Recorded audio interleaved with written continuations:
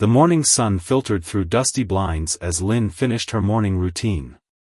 At 45, her movements were slower than they once were. Her right leg, now fitted with a titanium prosthetic below the knee, made even simple tasks like getting dressed a deliberate process. But Lynn never complained. Complaining wasn't in her nature. She glanced at the small framed photo on her bedside table, the only decoration in her sparse apartment. 5 soldiers stood arm in arm, desert sand swirling around them, their faces young and serious. Lynn was in the center, standing tall and confident. That was before everything changed. Lynn pulled on a worn denim jacket and grabbed her cane. Today was grocery day. Living on a fixed income meant careful planning, and the small corner store 6 blocks away had the best prices on essentials. The walk would be painful, but Lynn had endured far worse. The neighborhood had changed in the 3 years since Lynn had moved in.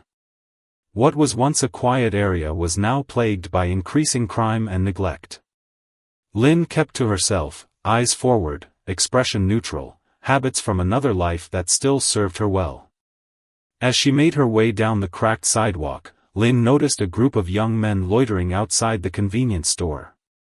5 of them, late teens or early 20s, passing around cigarettes and energy drinks despite the early hour. Lynn sighed inwardly but kept her pace steady. She just needed milk, bread, and maybe some eggs if they were on sale. "Look what we have here," one of them called out as Lynn approached. He was the tallest, with a faded tattoo crawling up his neck. It's Captain Pegleg making her rounds. Lynn didn't react. She'd heard worse. Much worse. "Hey, I'm talking to you, lady," the young man continued, stepping into her path. His friends snickered, forming a loose semicircle around her. Lynn stopped, leaning slightly on her cane. Her eyes, gray as gunmetal, assessed the situation with practiced precision. 5 opponents. Unarmed, from what she could see. Overconfident. Sloppy. "Excuse me," she said quietly. Her voice was soft but clear, with just a hint of an accent that was hard to place. "Excuse me," another one mocked, a stocky boy with a patchy beard. "What's wrong with your leg, Grandma? War injury or something?" Lynn's grip tightened slightly on her cane. Yes. This caught them off guard. They'd expected fear, or anger, or tears. Not this calm acknowledgement. "So what, you think you're some kind of hero?" the leader pressed, recovering quickly. "Want us to thank you for your service?" He punctuated this with an exaggerated salute that made his friends howl with laughter. Lynn remained still, her breathing measured and controlled. In her former life, these boys would already be on the ground. There was a time when she could disable 5 untrained opponents in under 7 seconds. But that was before. Before the mission went wrong. Before she woke up in a military hospital minus part of her leg and with a medical discharge on the way. "I don't want anything from you," Lynn said finally. "I'm just going to the store." "Well, the store's closed to cripples today," the leader said, blocking her path more deliberately. "Why don't you hand over that fancy cane? Bet it's worth something." Lynn studied him more carefully now. Dilated pupils. Slight tremor in his hands. Looking for quick cash for his next fix. The others were just along for the show. "You don't want to do this," Lynn said, her voice dropping even lower. One of the others, a thin boy with nervous eyes, seemed to sense something the others missed. "Come on, Dex, let's bounce. Leave the old lady alone." "Shut up," Dex snapped. "I'm not afraid of some broken-down vet." He reached for Lynn's cane. What happened next occurred so quickly that the group barely registered the movement. Lynn shifted her weight, the cane suddenly no longer supporting her but extending outward in a precise arc. The tip caught Dex's wrist with a sharp crack. He yelped, stumbling backward. "What the?" He clutched his wrist, eyes wide with shock and pain. Lynn hadn't moved from her spot. She was still balanced perfectly, the cane now back in its supporting position. Her expression hadn't changed at all. "That was a warning," she said calmly. "There won't be another." The thin boy grabbed Dex's shoulder. "Let's go, man. She's not worth it." Dex shook him off, rage replacing his surprise. "You broke my freaking wrist, you crazy." "I didn't," Lynn interrupted. "But I could have. It's just bruised. You'll have full mobility back in a few days." There was something about her clinical assessment that sent a chill through the group. This wasn't fear or bravado. This was experience speaking.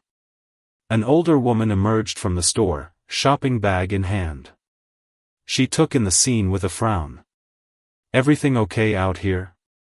Lynn, these boys bothering you?"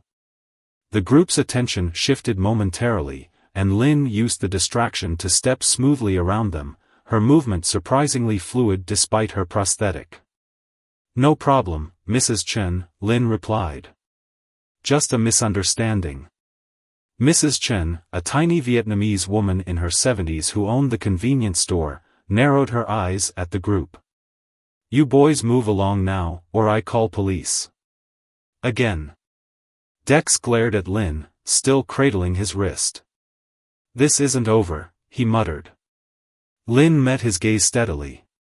"Yes, it is." Something in her eyes must have finally gotten through to him because he backed away, gesturing for his friends to follow. They shuffled off down the street, looking back occasionally with a mixture of anger and confusion. Mrs. Chen clicked her tongue disapprovingly. "Those boys, nothing but trouble." "You okay, Lynn?" Lynn nodded. "Fine, thank you. Come inside, I save fresh bread for you."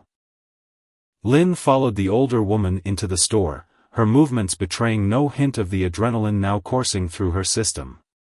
It had been years since she'd had to use even that small fraction of her training. She'd hoped those skills could remain buried, along with the memories of what she'd once been. As she selected her groceries, Lynn reflected on her reaction. It had been automatic, instinctive. Some things, it seemed, the body never forgot, even a body that had been broken and put back together. What troubled her wasn't what she'd done, but how it had felt. For a brief moment, as the cane connected with the boy's wrist with calculated precision, she had felt alive again. And that sensation was dangerous. Lynn paid for her items and thanked Mrs. Chen for the extra bread roll she'd slipped into the bag. As she stepped back onto the street, she scanned her surroundings out of habit. No sign of Dex and his friends. Good. But as she made her way home, Lynn couldn't shake the feeling that something had been set in motion. Her quiet, anonymous existence in this rundown neighborhood had been a form of penance, a way to distance herself from who she had been and what she had done in service to her country. Now, for the first time in years, someone had glimpsed behind the mask of the disabled veteran. Little did they know, that glimpse barely scratched the surface. Back in her apartment, Lynn set down her groceries and moved to a locked drawer in her bedside table. The key was on a chain around her neck, always hidden beneath her clothes. She opened the drawer and looked at its contents, a sealed envelope marked with classified stamps, a small black device that resembled a pager, and a worn leather notebook. Lynn traced her fingers over the notebook but didn't open it. It contained names, dates, locations, a record of a life that officially never existed. A life where she wasn't just a soldier but something far more specialized. The government had many terms for what she'd been: asset, operative, specialist. In the shadowy world where she'd once moved like a ghost, others had a simpler term: assassin. Lynn closed the drawer and locked it again. The past was the past. She had made her peace with never again being the woman in that desert photo, young, whole, and lethal. Or so she thought, until today. 3 days passed without incident. Lynn kept to her routine: wake at dawn, stretch, manage the constant phantom pain, then coffee while watching the early morning news. The encounter with Dex and his crew had faded to the background of her thoughts. Until the knock came. It was past 9 in the evening, and Lynn rarely had visitors. She moved silently to the door, years of training making her instinctively avoid the creaky floorboard in the center of the room.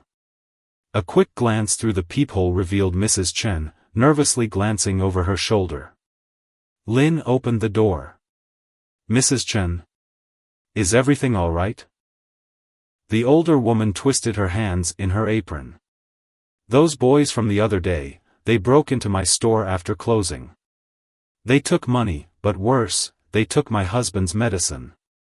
Very expensive, special order from back home."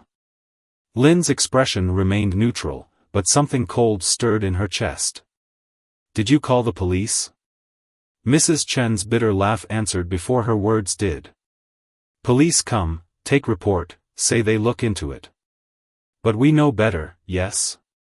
In this neighborhood, police have bigger problems than old couple's store." Lynn understood perfectly. The Chens had shown her kindness since she'd moved in, never asking questions about her past, occasionally slipping extra items into her grocery bag when money was tight at the end of the month. "Do you know where they might be?" Lynn asked. Mrs. Chen hesitated. "They stay in old factory building, 2 blocks south. The blue one with broken windows. My grandson see them go in and out." She looked up at Lynn, her eyes suddenly sharp. "I didn't come to ask you to do anything. Just to warn you. They talk about you, ask questions in neighborhood." Lynn nodded. "Thank you for letting me know." After Mrs. Chen left, Lynn stood motionless in the center of her apartment. Her leg ached, a storm was coming. She should take her medication, try to sleep, keep her head down. That's what she'd promised herself when she'd walked away from her old life. Instead, she moved to her closet and pushed aside hanging clothes. Behind them was a false panel. From inside, she retrieved a small backpack. She hadn't opened it in 3 years, not since she'd moved in. Lynn unzipped it and examined the contents. Nothing illegal, she wasn't foolish enough to keep weapons. But there were tools that, in the right hands, could be just as effective: a set of lock picks, a roll of black athletic tape, a small first aid kit, a flexible fiber optic camera, and a pair of thin black gloves. She sat on her bed, the backpack beside her. This wasn't her problem. She'd served her country, sacrificed her body, and been discarded when she was no longer useful. She owed nothing to anyone. But Mrs. Chen's face lingered in her mind. And beneath that, a truth she'd been avoiding. Part of her had come alive during that brief confrontation days ago. The discipline, the focus, the clarity of purpose, she missed it. Lynn checked her watch. If she was going to do this, she needed to wait until after midnight. She had time to prepare, to plan, to remind herself of who she had been before becoming the quiet, limping woman that neighbors barely noticed. She removed her prosthetic and examined it with a critical eye. It was a basic model provided by Veterans Benefits, functional but limiting. However, Lynn had made certain modifications of her own over the years. Nothing fancy, just practical adjustments that made it more reliable, more versatile. As she reattached it, Lynn felt a familiar calm settling over her. Not excitement, not fear, just focused readiness. The feeling she'd had before every mission. Tonight, she would be a ghost again, if only for a few hours. The abandoned factory loomed against the night sky, its broken windows like missing teeth in a skull's grimace. Lynn observed from the shadows across the street, counting entrances and exits, noting the single dim light visible on the second floor. Rain had started to fall, a fine mist that helped conceal her presence. She'd changed into dark clothing, nothing suspicious, just practical garments that wouldn't restrict movement. Her cane was left at home. Tonight, she moved differently, compensating for her prosthetic with techniques developed over years of adaptation. For 15 minutes, Lynn watched. Two young men stood smoking by the side entrance, occasionally checking their phones. One was the thin, nervous boy from Dex's group. The other she didn't recognize. Their posture, their constant fidgeting, they weren't trained guards, just kids playing at being tough. Lynn circled the building, keeping to the darkness. The back entrance was unguarded but chained shut. No problem. From her backpack, she retrieved a small tool and made quick work of the padlock. The door opened with a slight creak that made her freeze momentarily, but no alarm was raised. Inside, the factory was a hollow shell. Graffiti covered the walls, and debris littered the floor. Lynn moved silently, each step carefully placed to avoid making noise. Her senses, honed through years of operations in hostile territory, felt razor-sharp despite the long dormancy. Voices echoed from above. Lynn found a stairwell and ascended, pausing at each step to listen. On the second floor, light spilled from beneath a door at the end of a corridor. 4 voices, maybe 5. One was definitely Dex. Lynn approached the door and removed the fiber optic camera from her pack. Sliding it beneath the door gap, she connected it to her phone and got a view of the room. 5 people inside, Dex and 3 of his friends from the other day, plus a girl she hadn't seen before. They were gathered around a table covered with cash, pills, and bottles. One of the bottles caught her attention. The label was written in Vietnamese characters, Mrs. Chen's husband's medicine. Lynn's jaw tightened almost imperceptibly. She put away the camera and considered her options. In her former life, she would have had a team, equipment, backup. Now, it was just her against 5 opponents in an unknown space. The smart move would be to gather intelligence and report back to the police, however ineffective they might be. But Lynn knew the medicine was time-sensitive, and the Chens couldn't afford to replace it. She took a deep breath and knocked on the door. The voices inside fell silent immediately.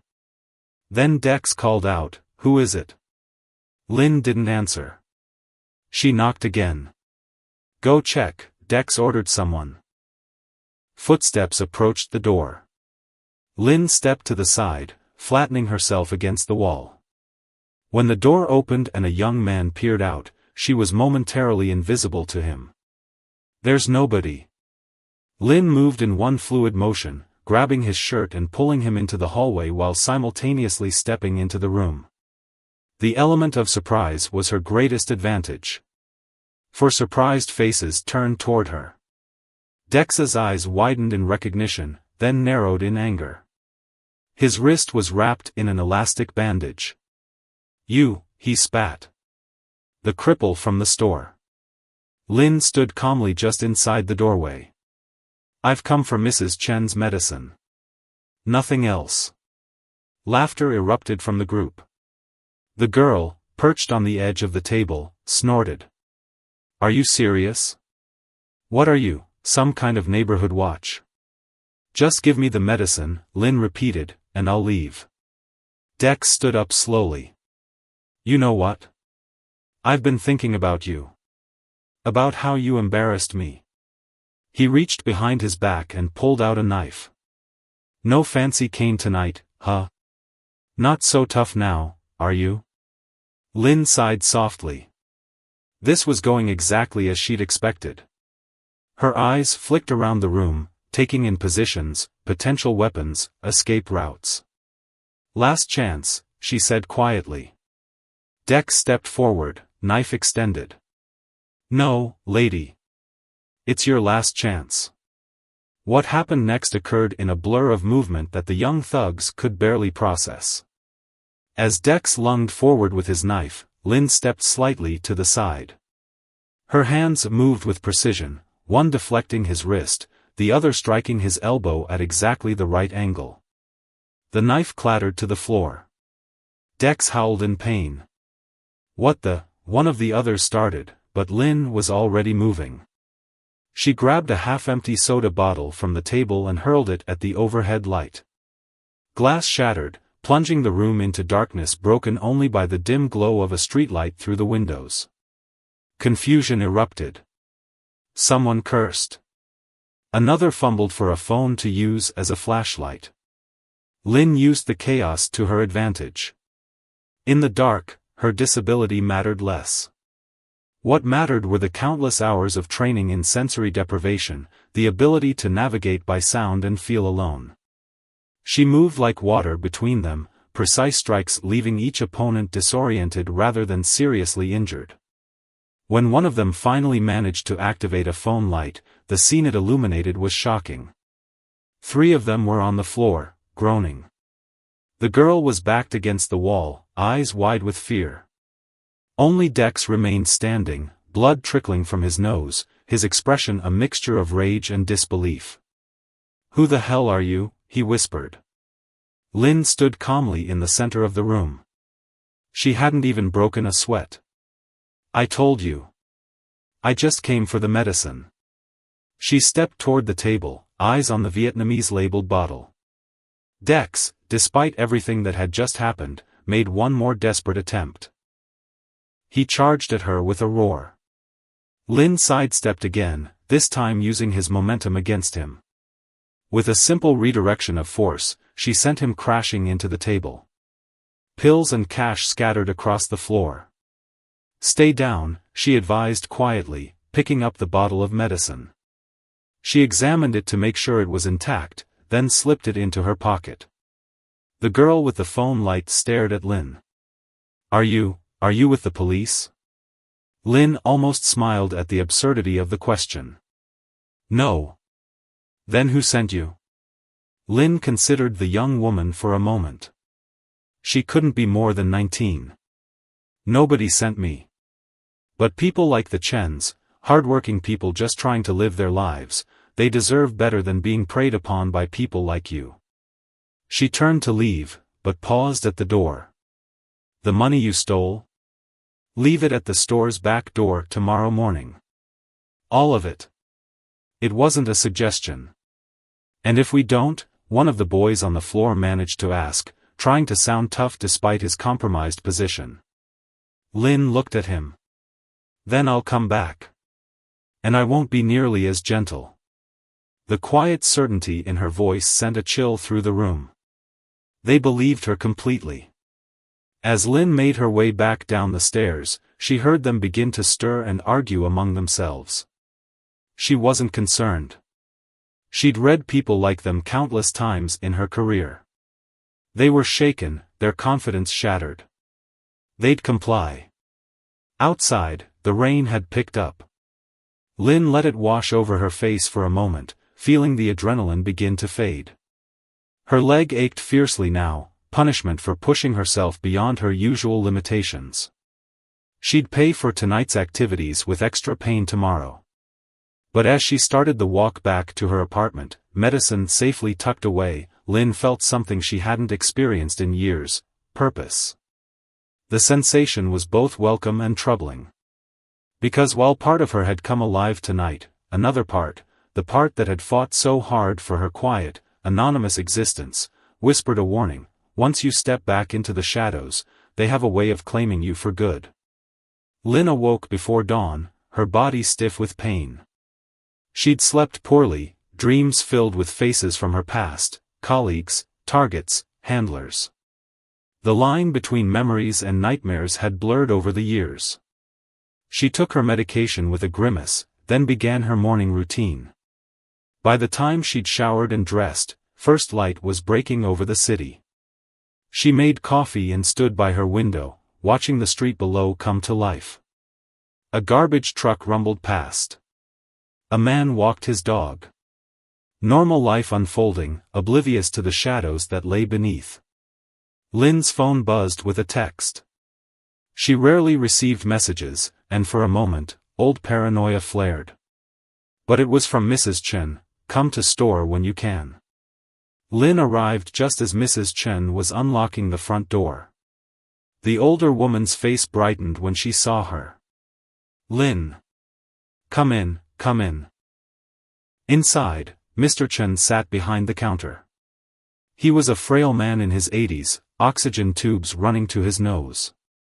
His eyes lit up when Lin entered, and he gave her a small bow of his head. "My husband wants to thank you himself," Mrs. Chen explained, gesturing toward a small package on the counter.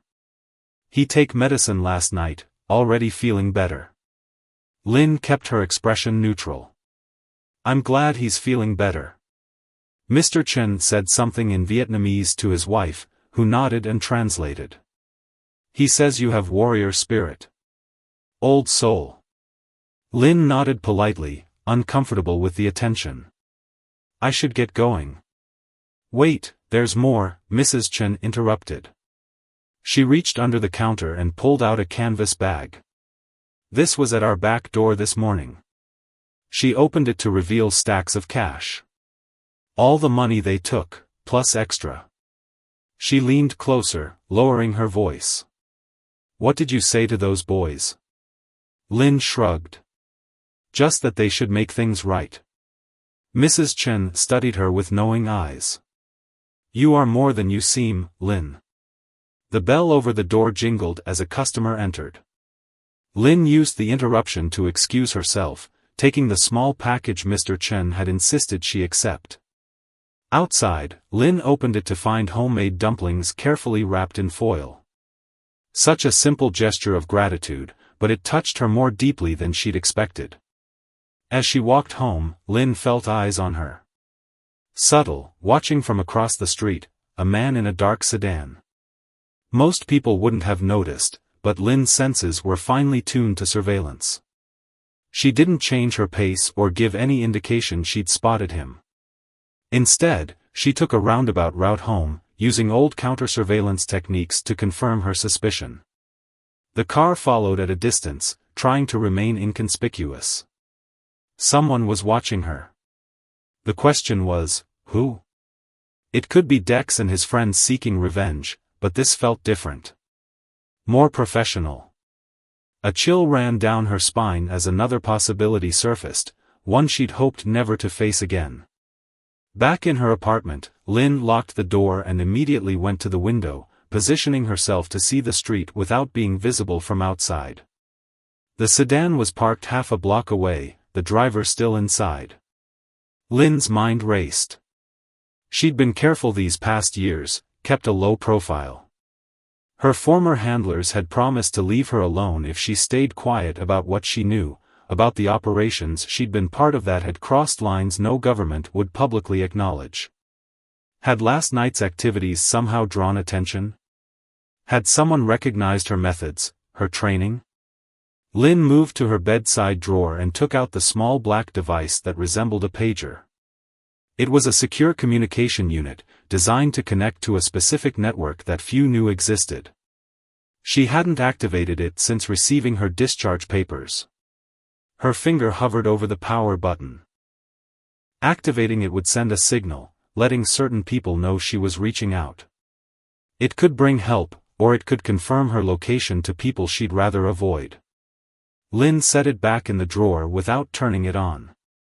Not yet. First, she needed more information. Who was watching, and why? Lin spent the rest of the day in watchful waiting. The sedan remained parked down the street, switching drivers once in the afternoon. Professional surveillance, rotating shifts. Definitely not Dex and his friends. As evening approached, Lin prepared herself. She couldn't remain passive, waiting for whoever was watching to make their move. In her experience, taking control of uncertain situations was always preferable to reacting to them. She dressed casually but chose clothes that wouldn't restrict movement. In her pocket, a small canister of pepper spray, the only weapon she legally owned. Everything else she might need would have to be improvised. Lin left through the building's back exit, using the cover of darkness and her knowledge of the neighborhood's blind spots to circle around behind the sedan. The current watcher was a woman in her 30s, short hair, alert posture even while seated. Military training, Lin guessed, or law enforcement. Lin approached the passenger side, keeping low. In one smooth motion, she opened the door and slid inside, startling the woman who instinctively reached toward her waistband. "I wouldn't," Lynn said calmly. "Who sent you?" The woman froze, then slowly brought her hands back to the steering wheel. Her eyes studied Lynn with professional assessment. "You haven't lost your touch, Nightingale." The code name hit Lynn like a physical blow. 6 years since anyone had called her that. "Who are you?" Lynn demanded. "Agent Tanya Wong. Homeland Security." She reached slowly for her inside pocket and produced credentials. "And before you ask, yes, I know who you were. Some of it, anyway." Lynn examined the ID. It appeared genuine. "What does Homeland Security want with me?" Agent Wong's expression remained neutral. "Not here. There's a coffee shop 3 blocks east. Public enough to be safe, quiet enough to talk. I'll meet you there in 10 minutes. Lynn considered her options. This could be a trap, but her instincts suggested otherwise. If they wanted to bring her in, they would have tried already. Fine. 10 minutes. Lynn exited the car as smoothly as she'd entered it. The coffee shop was almost empty when Lynn arrived. She chose a corner table with a clear view of both the entrance and the emergency exit. Agent Wong arrived precisely on time, ordered a black coffee, and sat down across from Lynn. "I'll get straight to the point," Wong said. 3 days ago, facial recognition picked you up during that incident outside the convenience store. An automated system flagged your file." Lynn kept her expression blank. "My file is supposed to be sealed." "It is. To most people." Wong took a sip of her coffee. "But certain keywords trigger certain protocols. Your old unit left some very particular footprints." "My unit no longer exists," Lynn countered. "And neither does Nightingale." Wong leaned forward. "Here's where it gets interesting. I'm not here to bring you in or expose you. I'm here because we need your help." Lynn almost laughed. "You must be desperate." "We are." Wong's professional demeanor cracked slightly, revealing genuine concern. "Something's happening in this city. People are disappearing, specific people with specific knowledge. Former assets, retired operatives. 3 in the last month." A chill ran through Lynn. "Who?" "Jackson, Mercer, and Zhao." Lynn knew those names. Former colleagues. Good ones. "Dead?" she asked quietly. Wong shook her head. "Unknown. They simply vanished. No bodies, no evidence of struggle. Just gone." "And you think I'm next," Lynn concluded. "You fit the profile. That's why I've been watching you." Wong hesitated. "There's more. The last message we received from Zhao mentioned Driftwood." Lynn stiffened. Driftwood had been a classified operation from nearly a decade ago, one that had gone catastrophically wrong.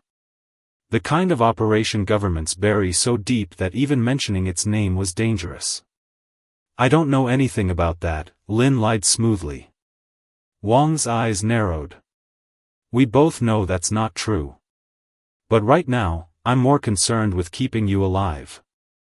Lynn and Agent Wong parted ways an hour later, after a tense conversation filled with half-truths and carefully worded statements. Lynn had accepted Wong's business card but made no promises to cooperate. As she walked home, Lynn's mind was racing. Driftwood. The mission she'd spent years trying to forget. The operation that had ultimately cost her not just her leg, but her entire career. And now it was somehow connected to disappearing operatives. Her apartment felt different when she returned, less like a sanctuary and more like a target. Lynn checked her security measures, simple though they were, and found everything undisturbed. Still, she couldn't shake the feeling of vulnerability. Sleep proved elusive that night. Around 3 in the morning, Lynn finally gave up trying. She pulled out her leather notebook from the locked drawer and began to flip through it, looking for anything related to Driftwood or the missing operatives. Jackson had been communications, Mercer was infiltration, and Zhao was surveillance. All three had been part of different teams than Lin's, but they'd crossed paths during joint operations. The only common thread was their specialized knowledge and their connection to certain classified missions, including Driftwood. Lin's phone buzzed unexpectedly. A text from an unknown number, back door. Now. Years of training kicked in.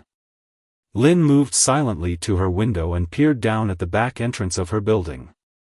A figure stood in the shadows, tall, broad-shouldered, male. Something about his posture seemed familiar. Lin slipped her prosthetic leg on quickly and grabbed the pepper spray.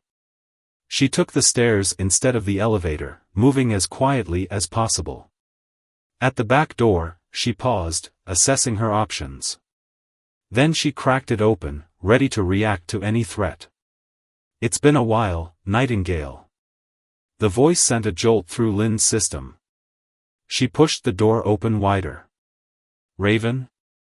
The man stepped forward into the dim light. His face was older, weathered, with a scar that hadn't been there 6 years ago. But it was undeniably him, her former second-in-command, the man who'd pulled her from the rubble after the explosion that took her leg. "We need to talk," he said urgently. "Not here." Lin hesitated only briefly before following him. They walked in silence for several blocks, both constantly scanning for surveillance. Finally, they stopped in a small park, sitting on a bench with clear sight lines in all directions. "They got to Zhao last week," Raven said without preamble. "He managed to get a message to me before he disappeared. Said they were cleaning house over Driftwood." "Who's they?" Lin asked.